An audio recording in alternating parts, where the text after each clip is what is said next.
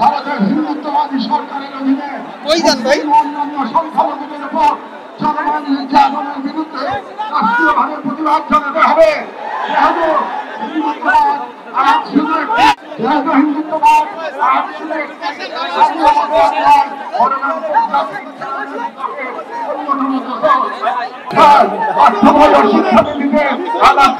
ফিলিস্তিন এবং মুসলিমদের সংগ্রামী ইতিহাসকে অন্তর্ভুক্ত করতে হবে, যাতে ভবিষ্যৎ মুসলিম প্রজন্ম নিজেদের ইতিহাস ঐতিহ্য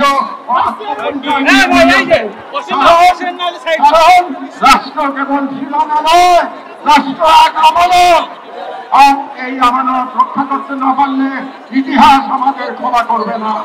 আমাদের সর্বশেষ দাবিগুলো নিজেদের প্রতি, যা মূলত একটি অঙ্গীকার দেওয়া। যেহেতু আমরা বিশ্বাস করি অন্তর কেবল একটি শহর নয়, এটি ইমানের অংশ, এবং আমরা জানি বাইতুল মুকাদ্দাসের মুক্তি অন্য কারো হাতে নয়, আমাদেরই কোনো প্রজন্মের হাতে রাখতে হবে। এবং আমরা বুঝি জাহানবাদের প্রতিষ্ঠা মূলত আমাদের নিজেদের আত্মবিশ্বাসের ফল, এবং আর যদি আমরা প্রস্তুত না হই তাহলে আমরা না করুন আমাদের সন্তানরা হয়তো আমাদের বাংলাদেশ হবে, এখানে হিন্দুত্ববাদ ও জাহানবাদ একত্রে নতুন জায়গা তৈরি করবে।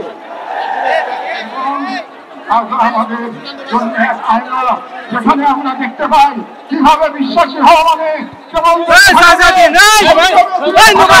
সেহেতু আমরা এই মাটির মানুষ, এই মুসলিম ভূখণ্ডের নাগরিক, এই কওমের সন্তান এবং সর্বোপরি মুসলিম উম্মার সদস্য একটি অঙ্গীকার করছি।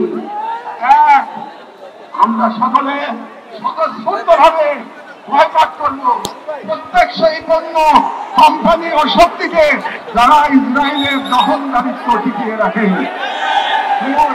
আমরা আমাদের সমাজ এবং ভবিষ্যৎ প্রজন্মকে প্রস্তুত করবো যারা ইসলাম ও মুসলিম উম্মার সকল প্রতীক ও নিদর্শনকে সংরক্ষণ ও পুনরুদ্ধার করবে ইনশাআল্লাহ। আমরা আমাদের সন্তানদের এমন ভাবে করে তুলব যারা নিজেদের আদর্শ ভূখণ্ড রক্ষায় জান আমাদের সর্বোচ্চ থেকে প্রস্তুত থাকবে। চার, আমরা বিভাজিত হব না, কারণ আমরা জানি বিভক্ত জনগণকে দখল করতে দেরি হয় না। আমরা ঐক্যবদ্ধ থাকবো যাতে এই বাংলাদেশ কখনো কোনো হিন্দুত্ববাদী প্রকল্পে পরবর্তী গাজায় পরিণত না হয়। আমরা শুরু করব নিজেদের ঘর থেকে ভাষা, ইতিহাস, শিক্ষা, সংস্কৃতি, অর্থনীতি, সমাজ সবখানে এই অঙ্গীকারের ছাপ রেখে আমরা মনে রাখবো গাজার শহীদরা কেবল আমাদের দোয়া চান না, তারা আমাদের প্রস্তুতি চান। শেষ কথা, শান্তি বর্ষিত হোক গাজার সম্মানিত অধিবাসীদের উপর, তাদের উপর যারা নজিরবিহীন সবর করেছেন, যারা বিচল ইমানের পর প্রমাণ দিয়েছেন, যারা ধ্বংসস্তূপের মাঝেও বিশ্বের নিরাপত্তা উদাসীনতার যন্ত্রণা হাসি মুখে মুখের মাঝে ধারণ করেছেন। শান্তি বর্ষিত হোক তাদের প্রতি যারা নাম রেখে গেছেন ইজ্জতের ক্ষতি আনে। শান্তি বর্ষিত হোক হিন্দ রাজব, ঋণ এবং ফাদি আবু সালেহ সহ সকল শহীদদের উপর, যাদের রক্ত দ্বারা গাজার পবিত্র ভূমি আরো পবিত্র হয়েছে, যাদের চোখে ছিল প্রতিরোধের অগ্নিশিখা। শান্তি বর্ষিত হোক বাইতুল মুকাদ্দাসের গর্বিত অধিবাসীদের উপর, যাদের হৃদয়ে এখনো ধ্বনিত হয় আল-কুদস লানা, আল-কুদস আমাদের। গাজার জনগণকে অভিনন্দন।